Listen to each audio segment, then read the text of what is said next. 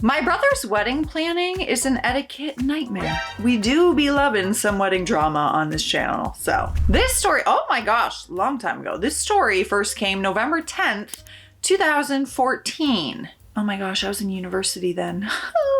My 22-year-old brother, Andrew, and his 21-year-old fiance, Christy, have been planning their wedding for over a year now. The date is set for April 25th of 2015. Initially, she asked me to be a bridesmaid, but after, she also wanted my daughter to be a flower girl, my husband to be a groomsman, me to do her makeup and engagement photos as a gift to her, and help with details the day of. I felt it was way too much on one plate. Also, quite frankly, I can't afford her very specific dress. It was a floor-length ball gown, which she still has not selected, specific shoes, a tux for my hubby, a flower girl dress for my daughter, high-quality makeup in her skin tone, and over $500 in photo, sittings, and editing. What? That's so much money. It's just too much time and money that I don't have. I sat her and my brother down and I gently let them know that I wouldn't be a bridesmaid, though I was honored that she chose me because I didn't think I would be a good bridesmaid with so much else on my plate. They seemed sad, but they took it well, and until recently, had no further problems. Fast forward to this past weekend. They came over for dinner and talked with me and my mom about their wedding plans. I'm just gonna sum up those ideas right here. They want to have their ceremony outside. We mentioned that it would almost certainly be freezing. On the same date this past year, it was 30 degrees with a 15-mile-per-hour icy wind and ice rain later in the day. Christy's response was, well, I should be warm in my dress. It's pretty heavy.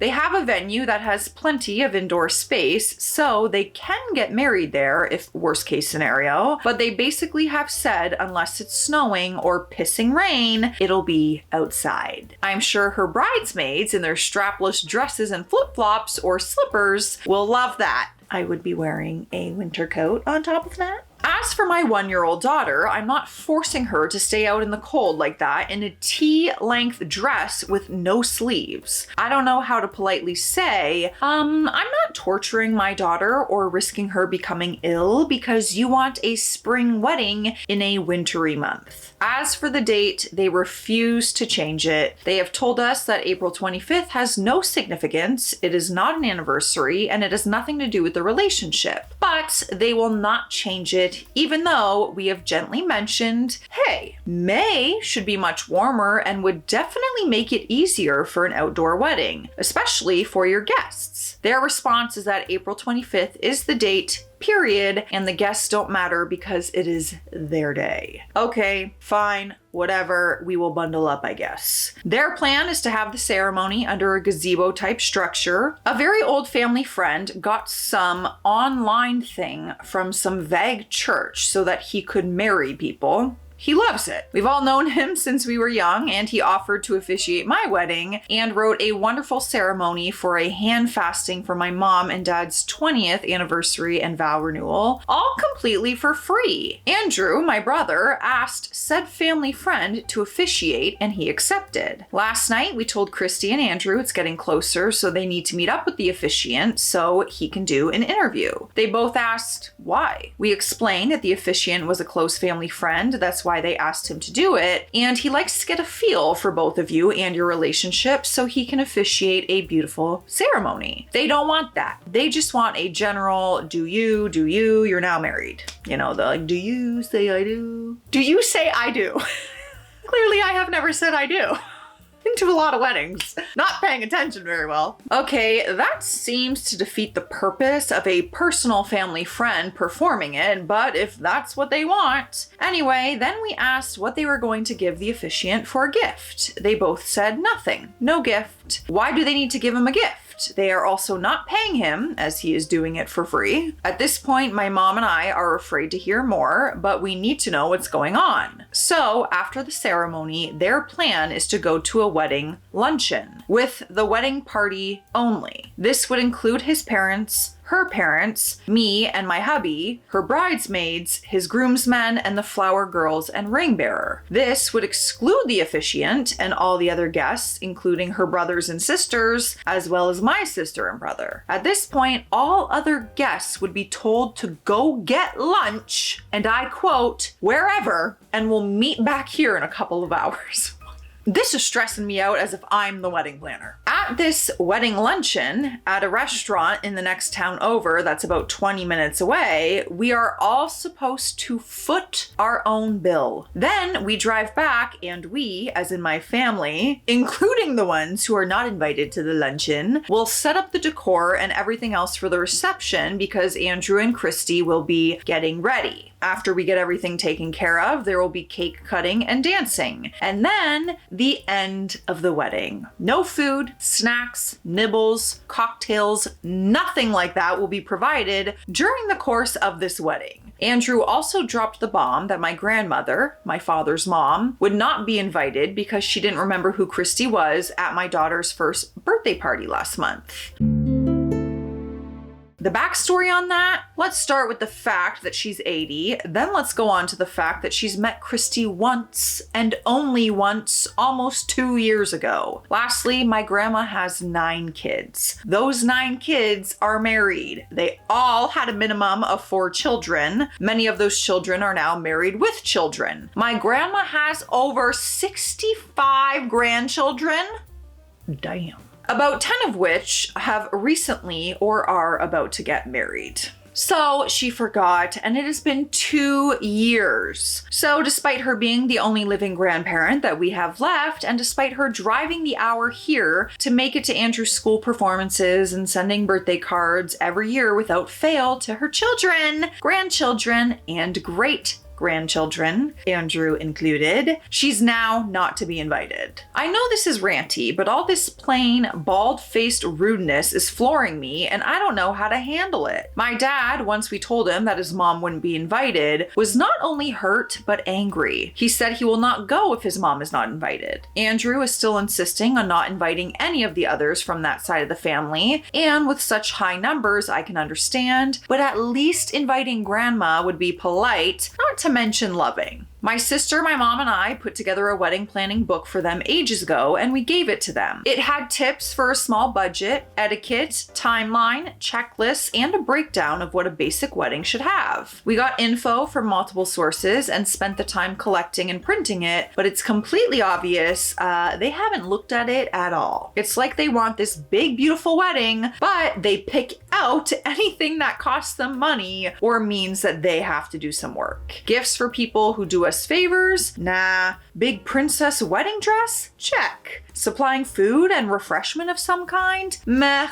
They can go to Taco Bell or something. Am I being over the top? Is it just me? Or is this really ridiculous wedding behavior? I've been to maybe 6 weddings in my life, attended in 3, fully planned 1, and have helped plan another. How do I explain to them the things that won't fly? I'm not freezing my infant because they're stubborn, and I'm certainly not going to pay for a tux, a baby dress, makeup, dinner for me and my hubby, and play pack mule to set up and take down their entire reception center. I don't care who you are, it's ridiculous and it's asking too much.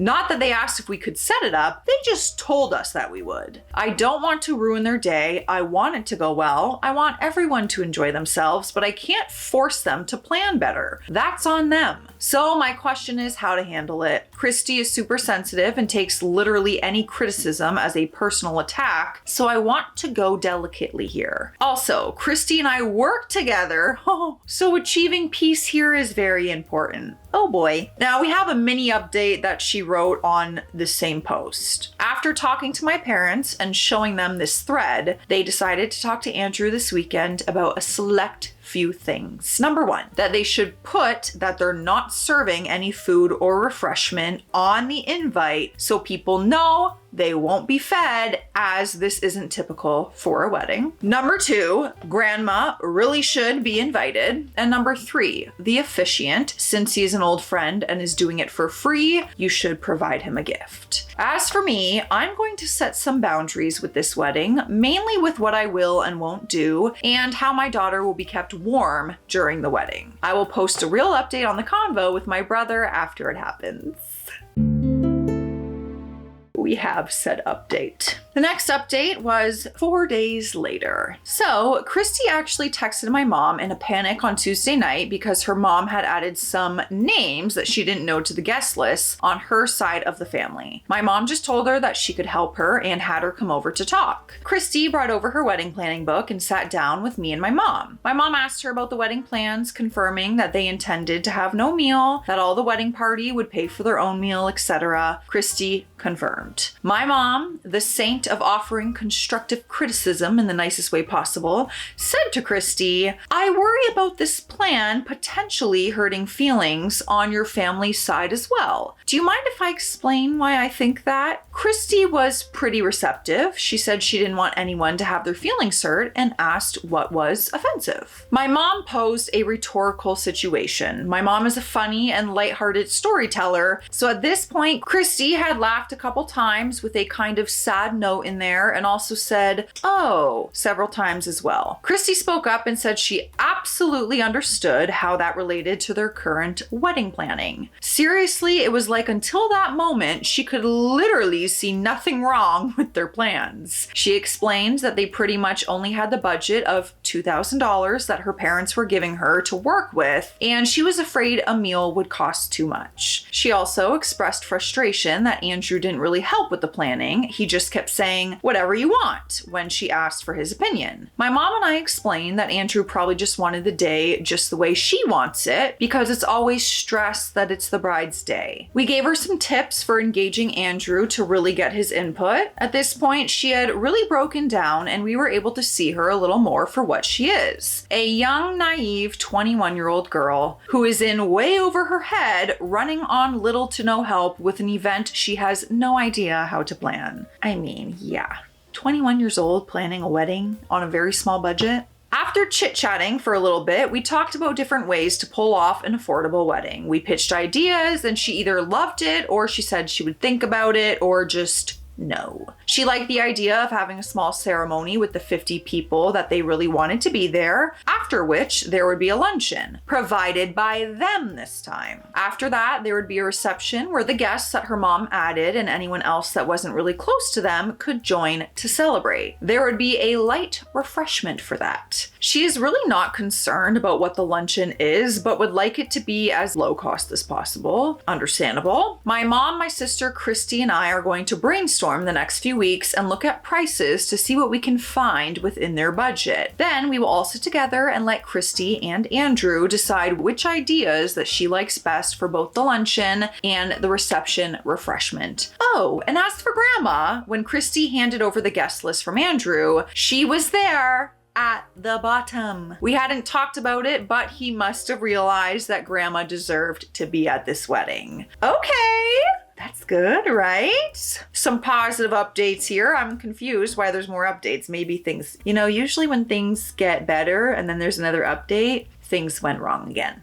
On my part, I mentioned to Christy that I was worried about my little one in the cold weather, and she said they had decided they would plan on doing the ceremony indoors because it was likely the weather would be bad. She was also talking about a bridal shower. One of her sisters had already volunteered to throw the dough party, but no one in her family had made mention or offered to throw her a bridal shower. So my mom and I are talking about doing that. When I was almost married, I had 2 bridal showers and people were offering to throw one for me left and right. I feel badly that her family is not doing that. All in all, I feel much more comfortable with what I've agreed to do for them, and I'm happy that we were able to help Christy. But the story does not end there. So we have another update. We're gonna hydrate first though. Grab your beverage of choice. You should drink some water. It's hydration station, baby. Cheers.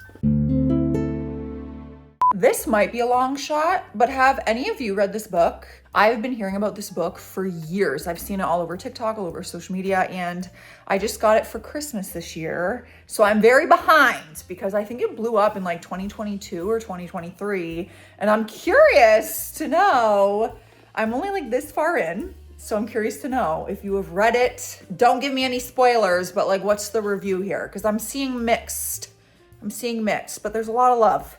All right, so the next update was 4 months later. We are now at February 24th, 2015, which is, getting close to wedding time, which is April 25th. So much has happened in these last 2 weeks. Last Sunday, Christy told Andrew she wanted to come over to talk with him and my mom. Andrew assumed it was about wedding stuff because they were getting only a couple months away from the wedding and they had not really done anything. So they get here and go to talk in private with my mom. I was playing with the baby in the front room and I could hear yelling and arguing coming from the back room that they were in. I was worried they were having a brawl back there, but just figured they would work out whatever the heck was going on. Well, they both left and my mom fills me in. Christy didn't want to talk about the wedding. She brought Andrew over to tell him, in front of my mom with no prior warning, that she wasn't sure if she wanted to marry him anymore. Getting dumped with your mom there? Oof. Can't say I'm jealous of that. She wrote a list of 4 things to show my mom that Andrew is doing or has done wrong that she thought couldn't be resolved. My mom told her to keep her list to herself and that they needed to go to couples counseling. At this point, Andrew got really upset because he had already tried to go to couple counseling with her 6 months ago and she didn't like it, saying, "It was awkward and I hate taking responsibility for stuff. I would rather just blame someone else." For the record, that is not a joke or exaggeration. She literally said that out loud and didn't see a problem with it. 21 years old, let's not forget. Andrew also blew up because I guess when he had proposed to her, she had been hinting at it and pushing for it. He basically asked her why she wanted him to ask her just so she could break it off 2 months before. Anyways, I obviously knew they were having issues and I just kept my space. Even though Christy seemed to be trying to pull my mom into it, my mom agreed it was their business and told them to go to therapy ASAP if they wanted to stay together. My brother gets counseling for free through work, so they went for 1 session last week. I don't know how that went. I didn't ask. Oh, I forgot to mention, the Thursday before Christy called off the wedding, she went on an all-day hike alone with an old friend. I'm clocking this. He had been out of state for the past 2 years, Mormon missionary, and she wanted to catch up. Oh, could that be the real reason why she doesn't want to no longer marry Andrew? They spent the whole day together in the mountains alone, and she posted on Facebook about how awesome it was. It actually pissed off almost everyone close to her, even her sister, who thinks she does no wrong, because she's been so vocal in the past about how opposed she is to Andrew even talking to a member of the opposite sex. She would literally yell at him and harass him about talking to old friends who just happened to be female, or mentioning that he saw a friend in the grocery store and said hi. But no, it was okay for her to spend a whole day in the mountains with a dude. I complained to my sister, but I said nothing until that Saturday. I asked Andrew what his plans were for the night, and he said, "Oh, Christy and her friend and I are going to dinner." Friend? He says, "Yeah, Zach. He just got back from a mission." So it's the same guy. I asked him if he was okay with sharing his Valentine's Day dinner with another guy, and he basically said, yeah, they're friends, so I want to meet him, and he wants to meet me. I was shocked, really, but Andrew's trusting of her, so he's never been possessive like she has been with him. Next morning, Christy isn't sure if she wants to marry Andrew anymore. I work with Christy, for those who don't remember, and the next day, she's telling people that she and Andrew haven't broken up yet, that it's just the wedding for now.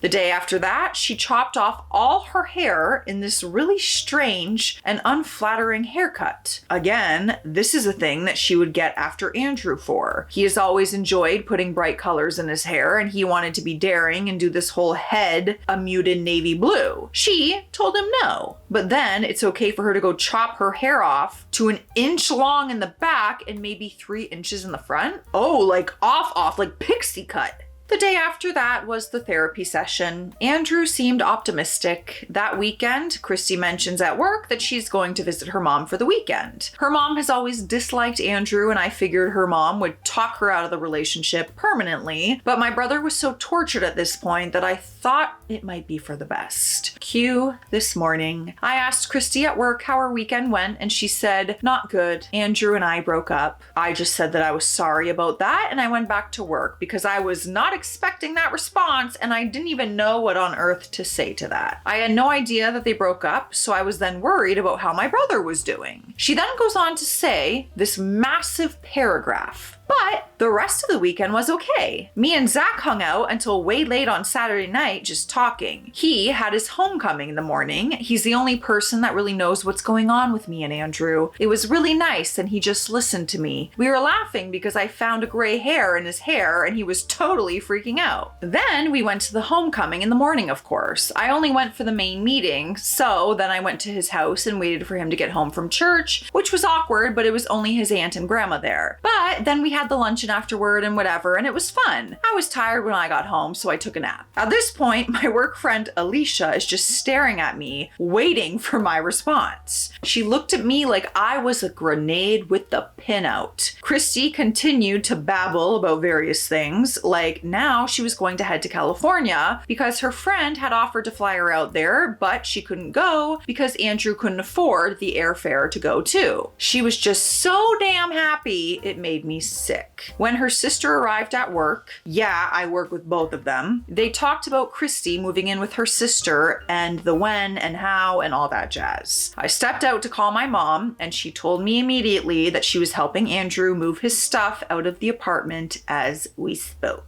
Near the end of my shift, I went to the bathroom. Thinking that urination somehow rendered me deaf while only being feet away, I heard Christy complaining that Andrew had just texted her and said, "So were you really staying with your parents or someone else?" She was denying doing anything physical with this guy, but did admit that she'd been spending all her time with him lately. She definitely lost her weird peppy attitude after that text. I think because you can't play the poor me when you're guilty of carrying on an emotional relationship with another person. Anyway, writing it all out gives me a peaceful feeling. I am so heartbroken for Andrew, but he dodged a bullet. He wants to continue pursuing personal therapy work so that he can resolve the problems he felt he had in their relationship, so that he can avoid them in a future relationship. I no longer have to tolerate a toxic person in my personal life, though I do have to tolerate her and her sister at work. However, I feel I can handle this by simply reminding them to keep their personal stuff home and be professional at work. I'm pretty sure I can handle it if they start being disrespectful towards him or my family